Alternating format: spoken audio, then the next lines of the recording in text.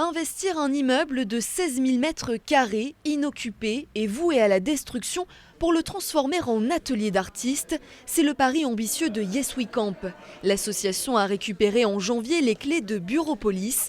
Ils seront loués des espaces en dessous des prix du marché, comptez par exemple 100 € par mois pour un 10 mètres carrés. Les ateliers de la ville, coïncidemment, viennent de fermer, donc ça, c'est un hasard, mais quelque chose va être proposé. Mais malgré tout, du coup, ça renforce encore la précarité dans laquelle se trouvent beaucoup d'artistes. Et c'est très dur avec la pression foncière. Les prix de l'immobilier à Marseille aujourd'hui explosent. Pour trouver des espaces à ce prix-là, c'est presque impossible à l'intérieur de la ville. Le projet est temporaire. Le promoteur ICAD met à disposition les locaux pour 18 mois maximum. Les travaux ne doivent pas traîner, d'autant que les premiers occupants doivent s'installer le 15 février.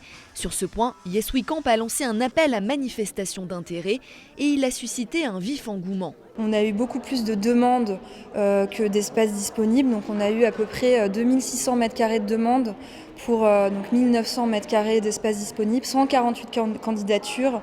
Et dans ces 148 candidatures, il y a 100 structures, une centaine de structures qui vont s'installer.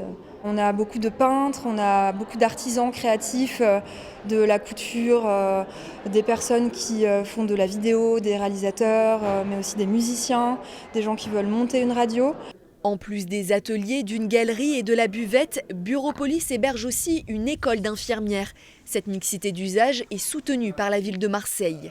La ville participe à hauteur de 100 000 €, mais sur 2 exercices, c'est-à-dire 2021 et 2022, puisque c'est 18 mois d'occupation de ces locaux.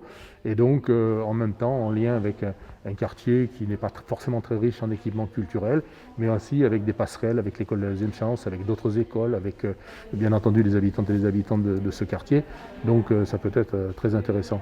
Au terme de l'occupation, c'est-à-dire en juin 2022, le bâtiment des années 70 devrait être démoli. Sauf si la direction régionale des affaires culturelles le labellise pour sa qualité architecturale. Affaire à suivre.